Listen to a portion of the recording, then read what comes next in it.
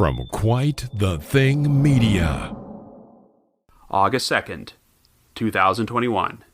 Jeff, aka Podcast Father, releases an episode of his show Indie Podcaster featuring a very special guest, Robin Warder of The Trail Went Cold. So I guess you could say, the trail went... Actually, the trail did not go cold at all. In fact, we actually talked about quite a bit of stuff. You see, that's what's special about Podcast Father. He shares the great things that content creators such as myself are doing and pulls back the curtain on your favorite podcasters. So be sure to check out Indie Podcaster to learn more about the folks behind the microphone. You've been searching for a podcast. Want to know about some great artist? You've come to the right place. Indie Podcaster with your host, the Podcast Father.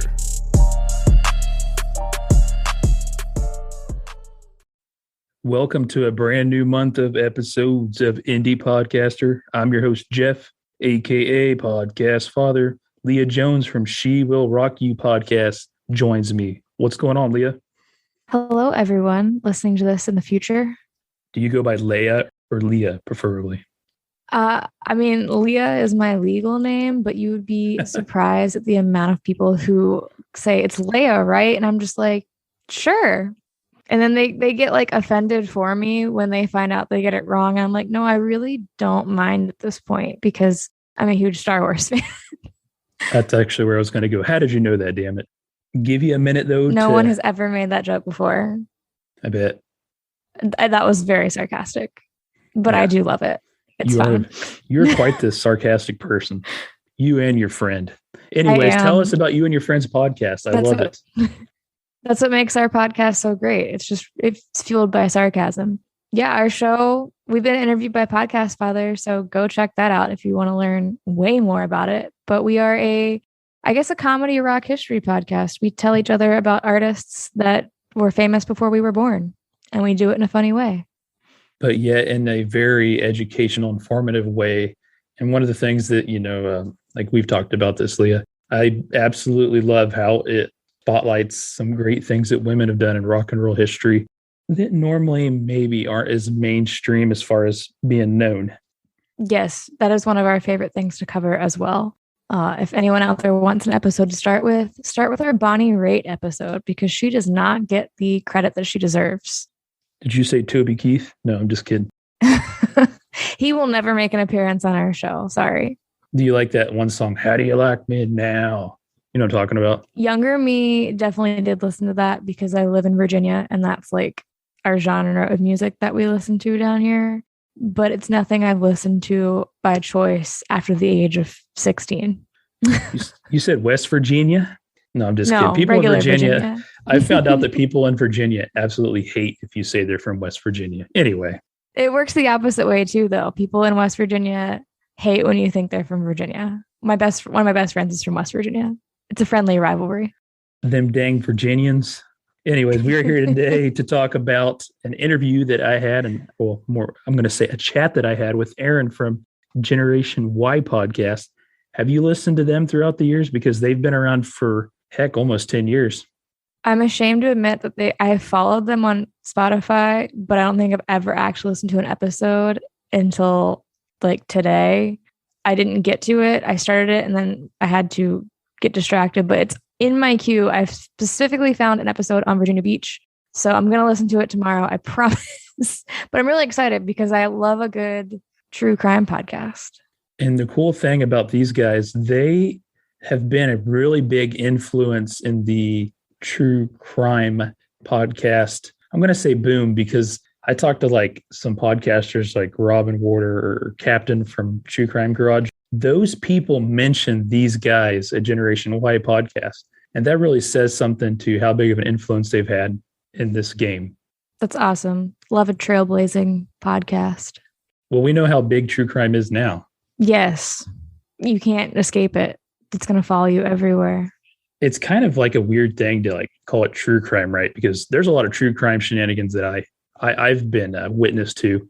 Somebody busting my mailbox and, stealing my trash barrel and stuff. That's the kind of true crime I deal with. But Nevertheless, the true crime podcast world is absolutely huge, and I love it. Everybody that listens to this podcast knows that. So I'm super excited to share this conversation with you today. And Leah's promised she's going to catch up on this podcast. I'm going to hold you to that. Tomorrow, I have time to listen to pods tomorrow. I promise.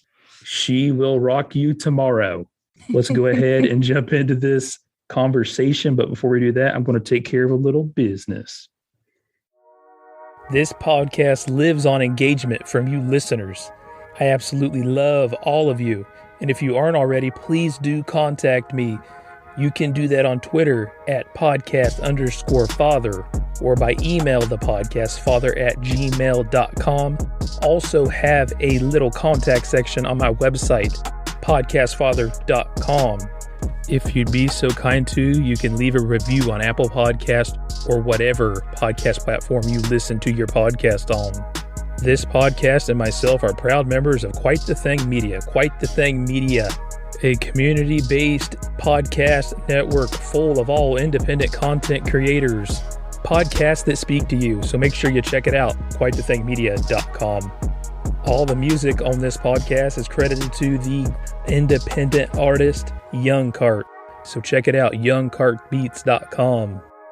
We've got some amazing sponsors on this podcast, and one of them is Podpage, the perfect place to make your podcast website. All of the link trees are great and all, but it doesn't really get you that CEO that you need, that digital trail that's also critical when you're a content creator. What do you want people to find when they search your podcast? It's very important to have an actual real podcast website, and the WordPresses are so difficult to set up and use. No. Podpage is the way to go. Tons of integrations make this a super easy process. So many different great features.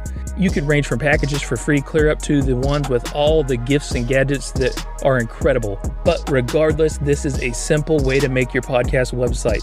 I'll tell you what, you go on podpage.com right now, you use the promo code FATHER in all caps, you get $20 off the package of your choice. Podpage.com.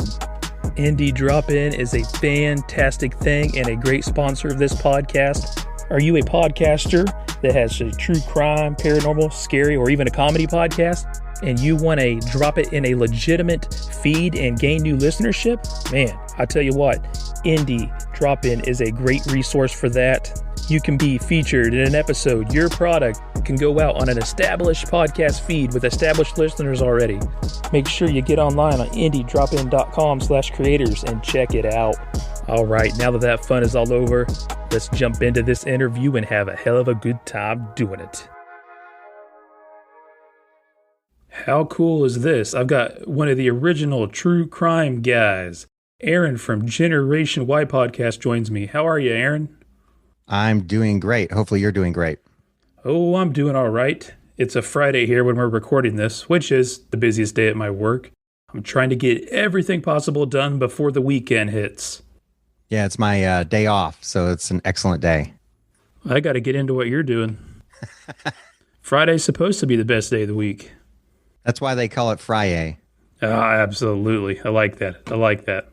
Like I was telling you here before we started recording, it's just awesome that I get to have this conversation with you.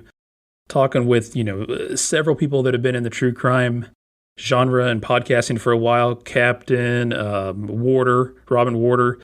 Everybody just has such great things to say about all the ground that you and Justin have set and really helped set this whole true crime thing in motion. You're really highly thought of. Well, we appreciate that. I think we're all just thankful for you guys. So again, thanks. Let's go ahead and jump into things a little bit. You and Justin have been at this for, nearly a decade now. Before we saw a big boom in the true crime world, as far as the genre goes, investigation, discovery, serial, all that. You and Justin were at this long before any of that. So walk us through how that all started, because it's just crazy to think about how you just got ahead of the curve.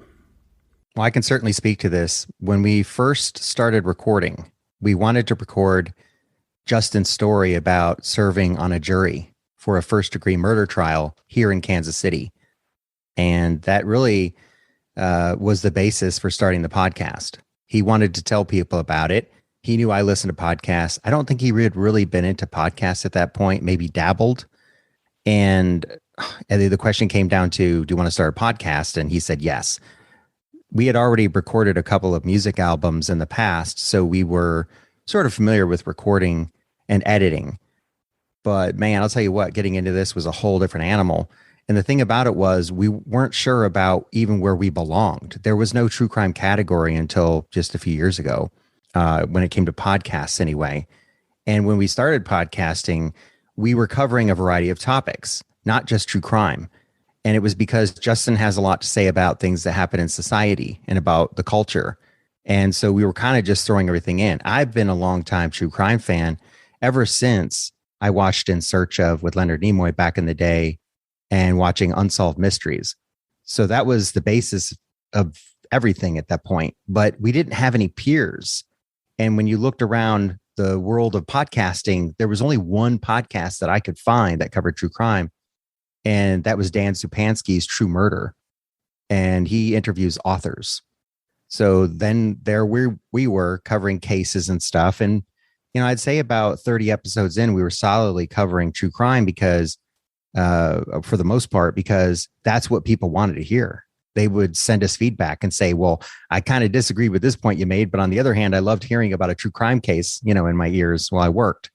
So that's where we started building on making this more of a true crime podcast. And it was just really an empty space. And over time it filled thanks to really Serial. Yeah, that's a great point. Serial is absolutely huge. And I think the other big thing was technology, right? Like Apple getting that actually on their phone implemented, but nobody was using the word podcast. No, you had to explain to people what a podcast was. And so here I am saying it's like a radio show on the internet, but you choose when to start and stop it. Perfect. That's exactly how I had to explain it when I was in it. Internet radio. Yeah. Now you don't have to do that. Have you noticed that? It's just, you just tell them you have a podcast and like, oh, okay, cool. What is it? Yeah, it seems like most people do know what it is. Maybe the people that are senior citizens, some of them don't, if I can classify them as that. But this whole thing used to be a thing for the indies, right? But now it's really gone mainstream. You see major celebrities getting involved. But you're correct. For the most part, except for people that are older, everybody knows what it is. Well, we definitely have some older listeners who are in their 70s, and some of them regularly write in. And some of them have been in some very interesting lines of work as teachers or attorneys. You know, overall, though, they are in a minority. A lot of people listening to this aren't familiar with you and Justin's, relationship and dynamic, that whole backstory. Can you walk us through that for a minute? I'm not surprised if someone hasn't heard of us. And it's funny because I just had a conversation with Justin 3 or 4 weeks ago about this. And he said, Aaron, how would people not know about us? We were the first. And by that, he means the first, like people just talking about true crime. And I said, that doesn't mean that they know. It's not like when you start getting into podcasts, they hand you a little manual about the history of it. So it was funny. We actually met other podcasters and people since then who are telling us, well, we don't know who you are. Can you tell us more about you? So really, it's Justin and I. We've been longtime friends since 1993. We actually met in Kansas City, where we both live now. I had moved from Michigan to here at the end of 92. And he's really the first person that I befriended. And it turned out over time, we had a lot of similar interests. And so this podcast is us, these two friends, really breaking down our opinions and theories on cases, whether they're murders or mysteries or controversies. It's funny that you say, some people don't know, because I got a quick funny story for you. This guy I follow on Twitter, he does a podcast club every week. And how he decides who the podcast is going to be, he posts it, and whoever comments and whoever gets the most like on that comment, that's the podcast. Knowing he hates true crime, I made sure to hijack the voting and make sure you guys win. But I did that to make sure he had to cover it, understanding that you guys were really the original true crime people. I thought it'd be a good experience for him. Well, that's pretty amusing. Hopefully he likes our show. Like I said, I wanted to make sure that he got to hear somebody who was one of the first people to really get going on this big true crime podcast thing. You guys are one of the originals, if not, some would say the original. And it's important to take that in and give it a shot and listen, understanding how big that genre is now. It's always good to go back and hear some of the people that are originals. Yeah, I'm really pleased with it. And the great thing about it is there are all kinds of podcasts in that space, and they all have kind of their own thing going on. And, the way Justin and I approach it is we like to approach it with a lot of care and concern and seriousness, which, that's not going to reach as many people as, say, other podcasts might reach with their sense of humor. And there's nothing wrong with that, but the more entertaining you are, the more people you'll reach. But I'm recalling back when we started, we've had people who were families or relatives of the people we're discussing reach out to us. And some of those people I've actually talked with on the phone. And it's just something else hearing from them. And so no matter, what our audience size is, we just have the way we do it. And so if you hear any humor on our show, it's very random and rare probably because we just get so serious talking about these cases. We'll get back to the showpiece here in a minute, but I do want to ask about your youth growing up. Were there different shows and activities and different things that you kind of played with as a child that got you into this? I'm probably boring my listeners to death with this, but I always like to tell the story and about how I owned one of them Home Alone tape recorders when I was a kid, and I'd always pretend like I was basically making a radio station. I was very into that. You have any shows or examples like that or something that was influential to you as a kid? Well, I think if I look back, I can find several things. A couple of them I've already referenced with In Search Of and with Unsolved Mysteries. But when I was really young, I used to record, I guess you could say, radio plays with my brother, my older brother. And we would have this tape recorder and we would just hit record and we would start acting out different things. We would do Star Wars. We'd make up our own stories. Sometimes we would make a story based on a TV show we've seen. So we would actually record the TV show and then use that as background audio when we were recording. So when the monster came in, we could suddenly start reacting and say, oh no, the monster's here. And I was doing that when I was pretty young, probably 7, 8, 9 years old. And I still have those tapes. I would love to hear that. But no, in all seriousness, to my point, I think a lot of us had those kind of things that go way back that made us who we are today. And why we're doing this podcasting thing. Yeah, I think there's always been a love of audio with me. And I'm one of those guys, I have a 4K setup at home with surround sound. I love movies, but my absolute favorite thing is audio. And I've collected probably thousands of old time radio shows, and I'm an absolute fanatic about music. This all just goes together for me, the audio. Unsolved Mysteries. I think for a lot of us, that was just a really big, inspiring thing that we had a deep interest in. Unsolved Mysteries, just amazing. Robert Stack, just his whole persona, the way he could deliver the story to you is absolutely riveting. And I loved how you didn't know what you were going to get into on these episodes. They would have missing persons cases, mysterious deaths. They would even cover unidentified flying objects or possibly lake monsters. So it was always entertaining and informational. I'm glad to see that the show is back on, Netflix series, but it's not quite as good as the original was. But for more or less for me, it's like, I'm glad it's back. It might not be the best thing ever, but maybe people will go back and watch the old ones. Some things are similar, just all in all, it's not as good. Well, the great thing is they have some people that have worked on the series all along still there. And so I think that's important. The other thing is they couldn't replace Robert Stack. I know sometime later was the early 90s. They had another actor come in who did a fine job, and his name slips my mind at the moment, but they just didn't want to try that again. And especially with this resurgence of interest in Robert Stack's led series. And they decided to cut out the host altogether. And I think that works for now. You never know. I mean, in the future, they might get another host. Someone else might come along who just works. Might be you, Aaron. Well, it's funny. If I ever got that call, which I doubt would happen, but if I did, I would have to call Robin Warder up immediately and brag to him and say, I don't know why they chose me, man, but yeah, you'll have to tune in when it starts up and, this fall or whatever. Can you imagine the look on his face? He's always wanted that ever since he made the original The Trail Went Cold videos. Yeah, that is his absolute favorite thing ever to watch, I believe, apart from baseball. Little known secret, he's also really into pro wrestling. I don't know if that's like public knowledge or anything, but I do know that. Yeah, I don't know if we should be airing his secrets, but Robin, if you're listening, I'm truly sorry, my friend. Seriously, though, what's incredible about what Robin Warder does? He's able to make this podcast where he is the one sitting there recording by himself. I have mad respect for that. I tried that back in the day. Did not work out for me. That is a heck of a challenge.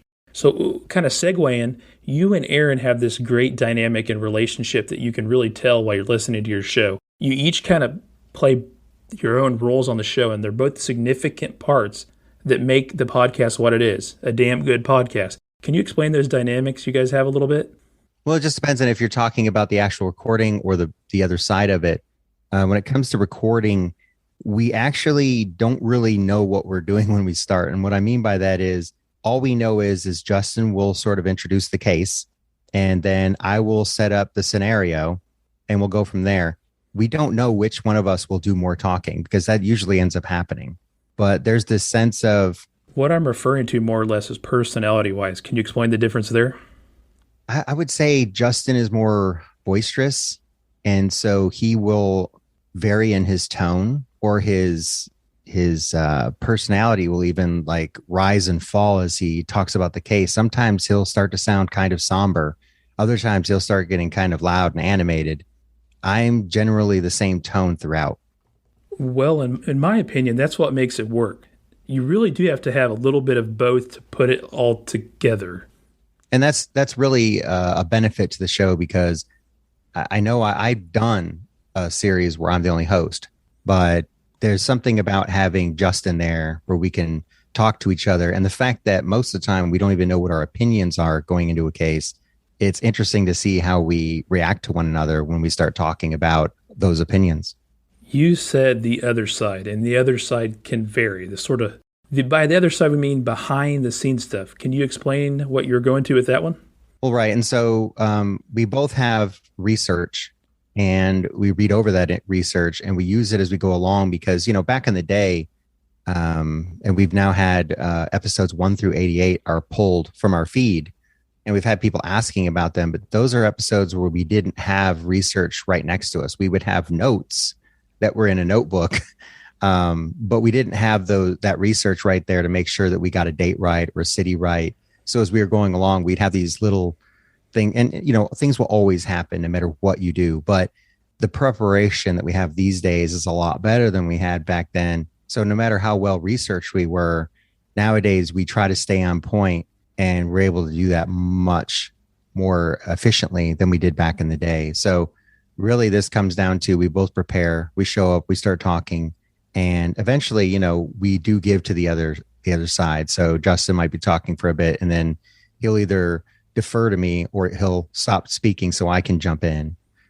We really try not to talk over each other. You guys do a great job of not talking over each other.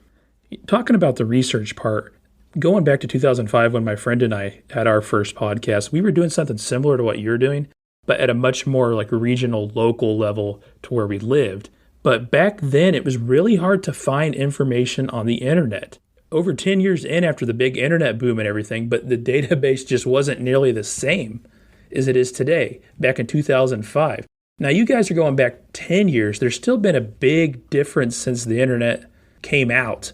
Tons of information now, but still wasn't as much then there is now. Does it make sense what I'm saying?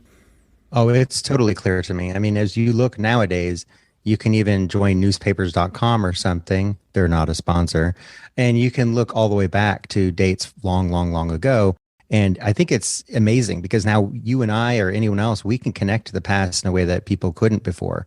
You would rely on someone's memory. You might ask your grandparent or parent about something that happened. Now you can just go to those newspaper accounts from back when, and you can pull up anything from the New York Times to the Boston Herald or whatever exists out there. Yeah, I mean, the internet's been around for 20 years, but it's still taken a long time to build that database. I do want to ask a question about your podcast. How far along do you think you were before you started really, you and Justin started really thinking, we've caught on to something really good here. People are really enjoying it. What point did you think we are way more popular than we ever thought we would be? Well, what happened was for the first so many months, we actually got 30 to 50 people listening, which we thought was amazing. And it took a while, but over time, more and more people found us. But like I said, it wasn't until Serial came along that it exploded. I mean, I think we reached a pretty good number. We were pretty high up as far as podcasts go with number of listeners for a while. But when Serial hit, it really just brought in a huge number of people into that true crime space. And so our numbers jumped a lot higher than they were before, even though they were pretty good. That's awesome. And you're still rocking and rolling. I think last time I checked, you were cracking the top 100 on Apple Podcasts still. Remarkable. What are some other things that you did back in the day before Serial came along to reach out and build the community? I know I did a lot of online forums and blogs back in the day. What about you? Well, I think really what it came down to was our Facebook page. The Facebook page, I think, was really where we started interacting with the audience. And then we also had a blog on our first website where people could post comments. I'm going to take a minute here to tell you about a fine sponsor of this podcast, Indie Drop-In.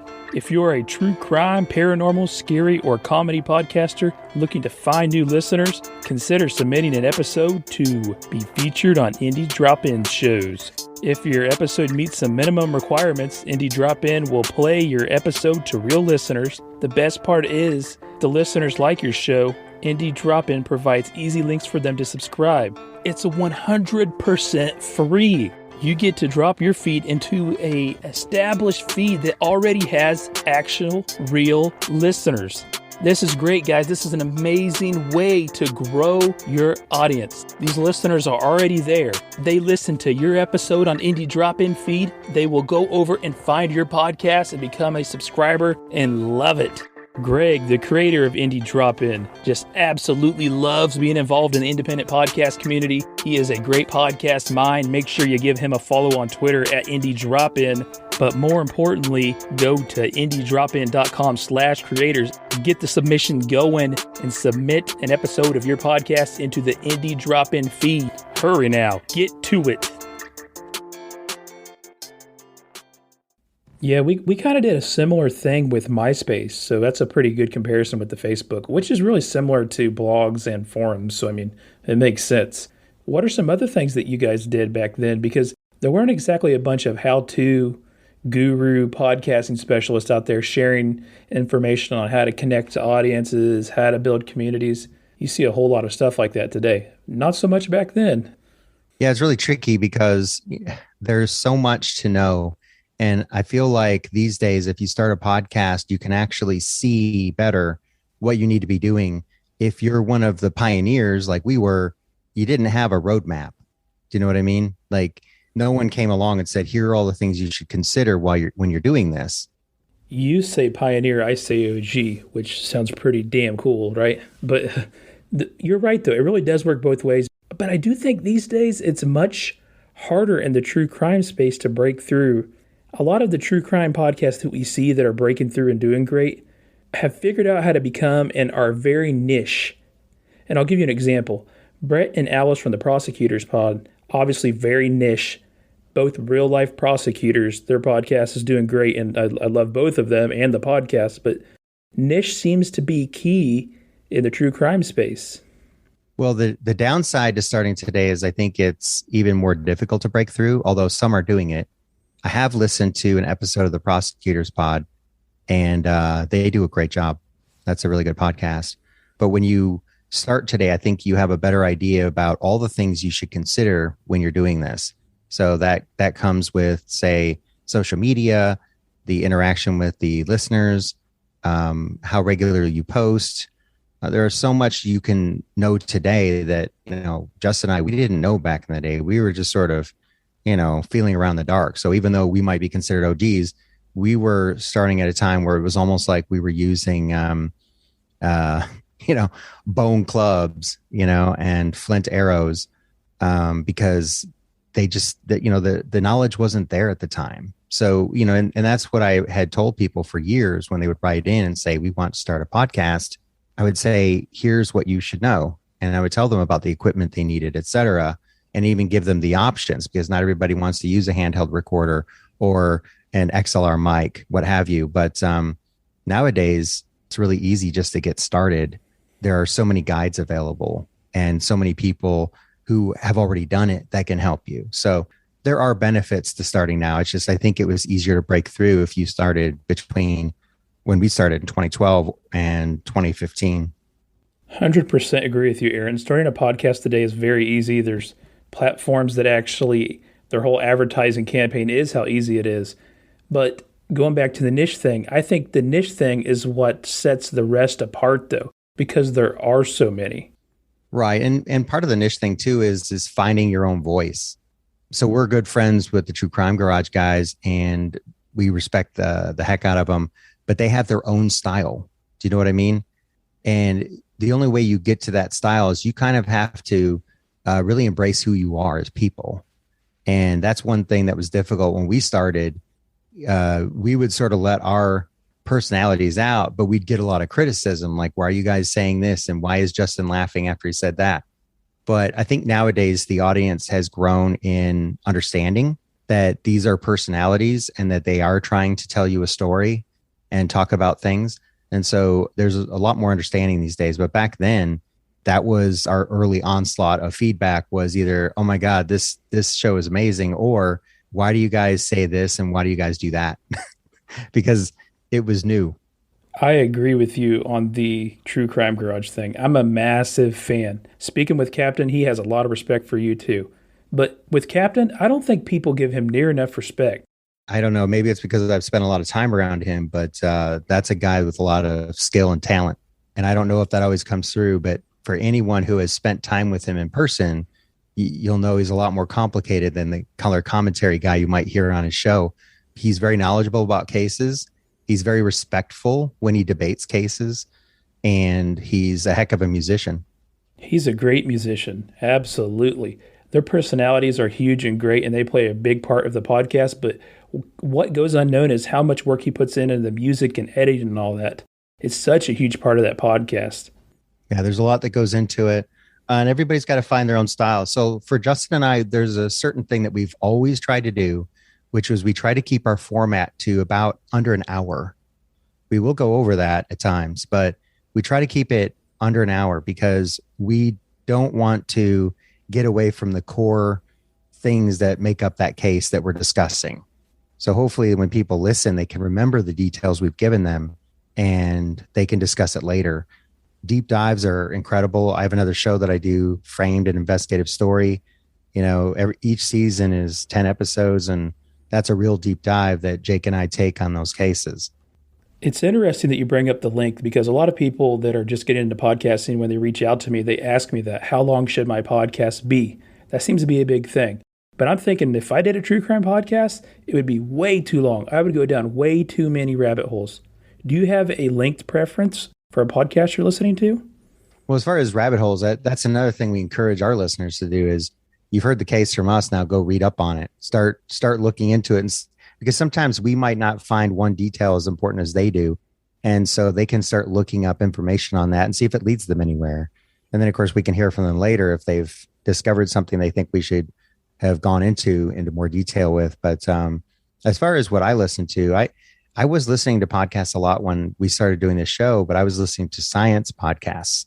I'm really into science. So I would listen to skeptic podcasts or shows about the universe or biology, you name it. But over time, yes, getting into true crime, and with there being, I think, 1,000 such podcasts today or something like that, I have listened to a number of them.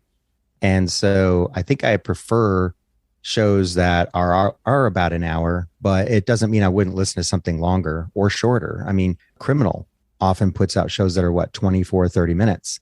So I think you can do a lot with less or a lot with more. It just depends on what you're looking for and the mood you're in. Sometimes, you might have a longer commute, so a longer podcast will fit in there better. But if you're just going for a quick jog or a walk or something, say for 30, 40 minutes, then maybe Generation Y would fit that better. This is a great conversation to have with somebody like you with all the experience that you have. Really valuable for podcasters. My audience, my listeners, my community that's listening to this podcast is at least 50% content creators. And that is a thing that a lot of them want to know about. So what you're saying, really, content is king.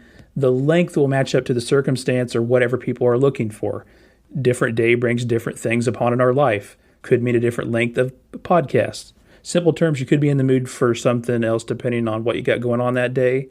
There are episodes that we put out, and ours are typically, I want to say, about 51 minutes long. And then you have other shows that are about an hour and 25 minutes long. They both have audiences. So the length isn't the problem. You will find people will say, oh, I'm not listening to it if it's over an hour. And then someone else will say, if it's not over an hour, I don't know if I want to listen to it. I think you should listen to all of it because everybody's got their own styles. So when you find a podcast that you're enjoying or that you get something out of, then that's all that's important. And I do think people overthink it. You hit the hammer on the nail here. I know the next thing I'm going to ask you is, could be open up a big can of worms. What are other things people overthink? Well, that could be a big conversation, but I would say one of the big ones is I think people overthink, will I be good enough? Will people want to hear me? And I can tell you, one of the shows I've listened to for years, the host always says that she hates her own voice, but I mean, I really like her voice. And I've told her, you have listeners, and she'll laugh and say, well, not that many, but really, we're going to be our own worst critics. So I would never think too much about how you feel about yourself. If this is something you want to do, you just need to start doing it, and your audience will find you. And you will find, even if you think your own voice is not that great, there are people out there who will like your voice. I frequently get told that I have the voice of an angel. I'm just kidding. I've really never been told that. Moving on, though, engagement's such a really important piece in all that, and getting, listeners to converse with you more. And it's kind of like it's a personal connection. What are some basic common sense things that you think are most important when it comes to that engagement piece? Yeah, that's something that I don't know that we've ever been the best at, but I do know that it matters that you respond to people. And if you don't respond to people, which has happened, I think our weak spot has always been the email, because you can get flooded with emails and it's difficult to keep up. But online, if someone writes to you, especially, and I'm not going to give a name or anything, but we've had people write in and say, I just had a horrible car accident last year, and I've been in the hospital for many weeks, and your show helped save me because I thought I was going to die of boredom and I was worried about my health, but this distracted me and it really got me through a tough time. You need to respond to people like that because they're giving you credit. Even if you might think, I don't know what I could have done to help you, this is something that you need to show appreciation for because they're taking the time to write. And in this society, most of the time when people are writing or talking, it's because they're complaining. So if you get these positive messages, you should certainly latch onto them and respond, because these people that listen to you, they probably will stay with you if they've just gotten some interaction from you. They feel more connected to you. Do you respond to the negative ones? I have. One of my favorite ones that I would bring up is there was an older gentleman who was very upset about a case we covered. We had said something during our discussion that he didn't care for, and he wanted to write in and tell us that he absolutely hated us now, would never listen to us again. And I can't tell you exactly what we had said, but I responded because I felt like we didn't do the wrong thing. We didn't say the wrong thing. And so I said, sorry, you didn't like the episode. We certainly never mean any disrespect, but here was what we were thinking, and hopefully you'll think about that. And he ended up writing me, I guess, 8 months later, and just saying that he had gone through a rough time when he wrote to us, and that he was very, very sorry, and that he was a fan for life, and he really appreciated that I took the time to write him back. Incredible turn of events, man, for sure. And you can't always use honey to bring people around. There are some people who decide for whatever reason not to like you, that, your gut will tell you this isn't going to be worth it. So just delete the email, delete the message, because there are some people that are just really angry and there's nothing you can do to make them feel better. And we should feel fortunate that these are first world problems and that we're not worried about where we're getting water from. Yeah, some people worry about all the wrong things, and there's nothing you can do about that. With podcasting, collaborating is a really big thing. Who are the first people that you remember collaborating with, whether they be just people that had knowledge on a case or just a podcaster maybe? Well, that could get me in trouble if I don't remember correctly. I honestly don't remember, but I do know that it felt like True Crime Garage was the first time that we actually really collaborated with somebody. We have collaborated with authors in the past or researchers, but that was, I think True Crime Garage might really be the ones we've collaborated with first and the most, because it just seems like we mesh well together. Those are always really fun episodes. Sounds like a boyhood dream to me. Collaborating is a great way to mix things up as well. Yeah, and it also, for a show like ours or for theirs where you're working with the same person all the time, it helps break it up a little bit, and it's kind of fun in that regard. You talked about people that have reached out to you, listeners that loved what you're doing. Then you had listeners that reached out to you that hated what you're doing. With what you're doing, the whole true crime thing, it has to be difficult. There's kind of a fine line between things because there is the entertainment aspect. You are trying to be entertaining, but you are also dealing with situations and scenarios that are not pleasant. There are victims involved in all this, and it's tragedies. It's sad. When I look back, we've had, I think, a couple of episodes in the past 4 years or so where we were contacted by somebody close to the case who was unhappy with us. And I won't say who, but one was upset because we actually didn't give enough details on their family member in the episode, which probably would have been less than kind to the person. But they felt like we should have said those things because we were giving not a full view of the case from their standpoint. So, and that's tough because how many details do you want to give out that might put someone in a bad light? And I get their point, but they were pretty upset about it. And I'm thinking, this is your family member. Do you really want us to say this? And I'll say also that it wasn't the person who died. It wasn't the victim in the case. But it's those kinds of things that you can't predict. You might think, well, we're approaching this from a very respectful point of view, but sometimes people don't see it that way.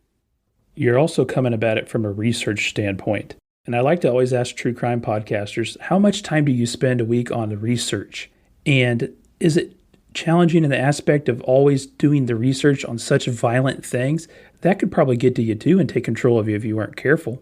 Well, it can take a toll, but here's how I look at it. One, we're very grateful to be in the position we are, where we have a solid audience and we can do this.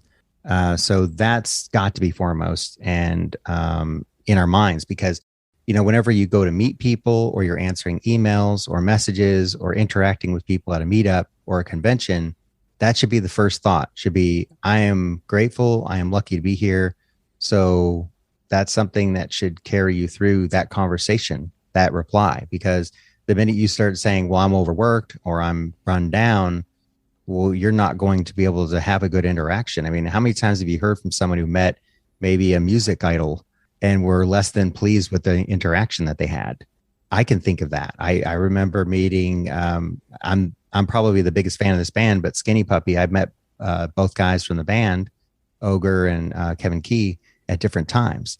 And my interaction with Ogre was great. He was very personable. He said, you're awesome, man. Love you. Thank you so much. And I'm like, I just showed up and said hi.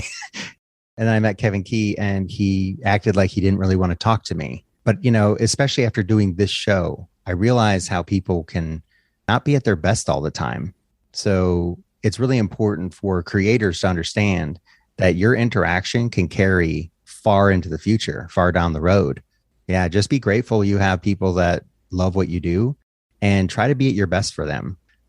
That's all I can tell you is you're not always going to be at your best, but do your best.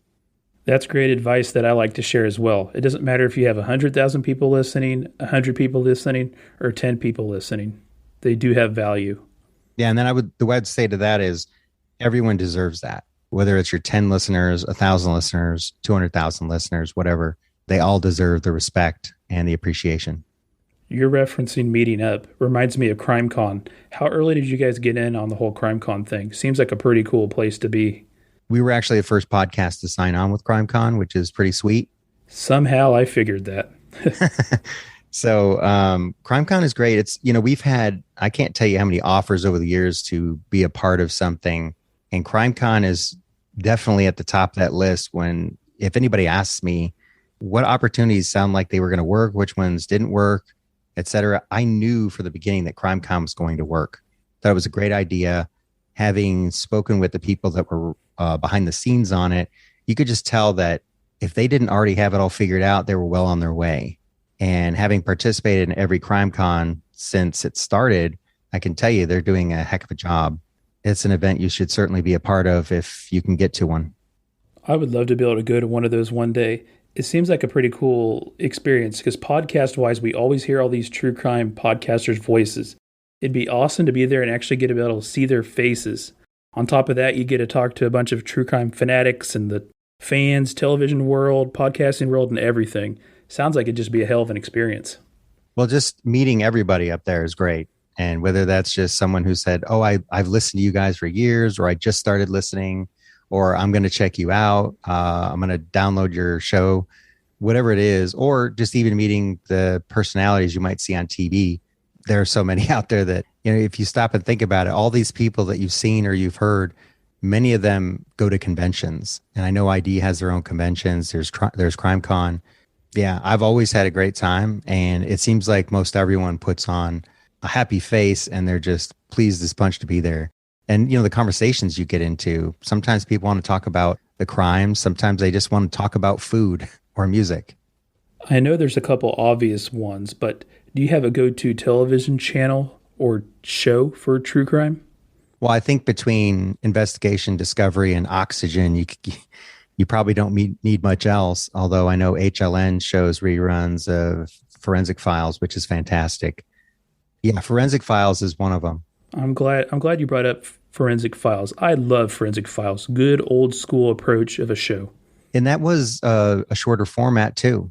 They would cover a case in a half an hour, and it didn't mean that they always got them right, if you want to get down to the details on that. But they always did a great job presenting these cases and getting you into them. I mean, once again, like Robert Stack, the host of Forensic Files, just had a heck of a voice. There have been a lot of memes, I think, over the years from that too. I know what memes you're talking about, and I absolutely love those. Moving on here, to be honest with you, I'm getting to the point with my content creating where I'm starting to really move towards the mentor part, and I'm really doing things because I want to give back to the community. That means a lot to me. 16 years in, I want to take everything that I've learned, even though it's not near as much as success that you've had, but I still think there's things that I can teach people and help them. That's why I started this podcast, Indie Podcaster. Highlight and promote great things all sorts of different content creators are doing, and also give some people a place where they can learn some. And that's where people like you mean a lot, because you have so much experience. Do people ask you for help a lot? Well, we used to get a lot of questions. I think since there have been so many podcasts added to all these podcast apps, we don't get them as much or as often. But I think that's because anybody that's been podcasting for, say, a year, I think if you've been podcasting for a year, you've really learned a lot. So I think even if you find a podcast that has, say, 400 listeners or 800 listeners and they've been around for over a year, they probably can answer a lot of questions. They've been through it.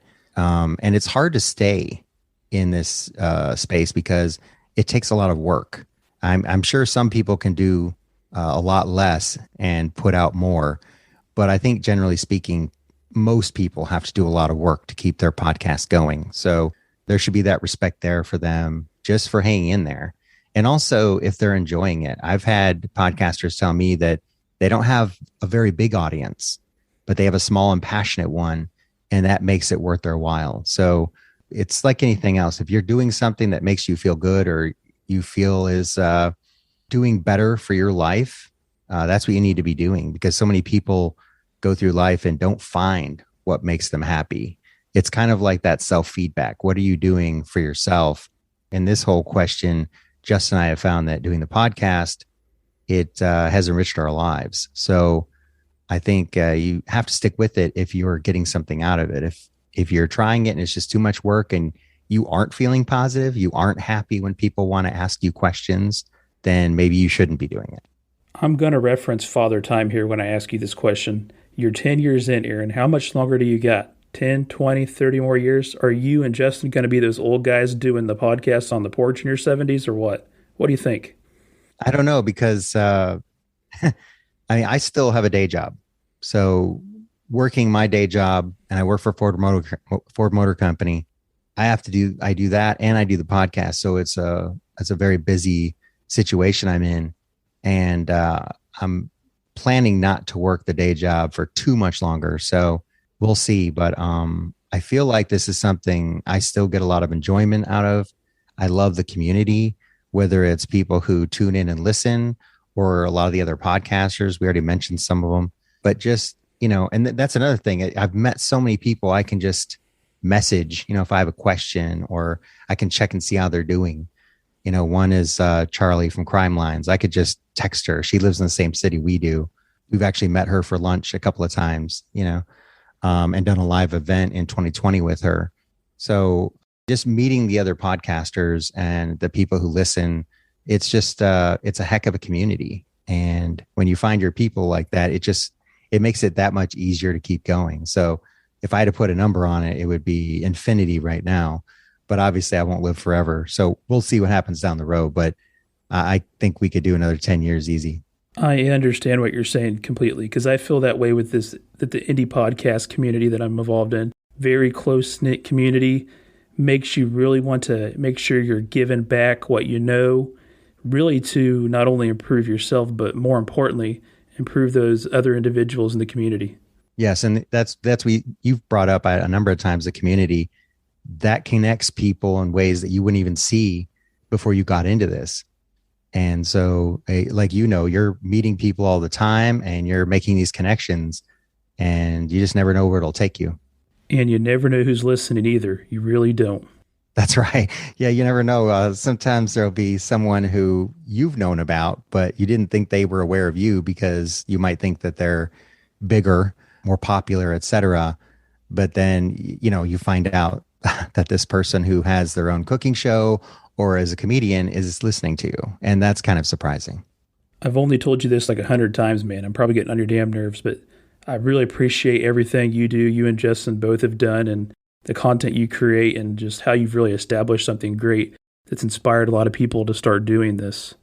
Oh, no, I appreciate it. I'm going to be checking out your podcast for sure. That is a pretty cool feeling. But seriously, everybody, Justin and Aaron are great resources in this podcasting community. Yeah, and if they want to know more, they can find out pretty much anything by going to genwhypod.com. That's GENWHYPOD.com. That's our website. So you can find out where to listen to us or where to find more content. Damn it, Aaron, you're so good. You beat me to it, man. You've done this before. Perfect segue, man. Well, we just have added a bunch of things to our site lately. And that's really due to my wife Cassandra. She's built our website, and over time it's only gotten better and better. And then we have a blogger named Lindsay, and she always puts up true crime articles every week. So there's a blog to read as well. So I feel really good about our website. And so I'd never hesitate to hand it out. That will be in the show notes. So everybody listening, make sure you check out their website, Generation Y Podcasts, and their podcast, which is available, wherever you can find your podcast. Thanks again, Aaron. We'll have to keep in touch. Yeah, thank you so much. Thanks for listening, and thanks for telling a friend. More importantly, thanks for supporting independent content creators. I hope you get behind me with what I'm trying to do, highlighting great things all sorts of content creators and other interested individuals are doing.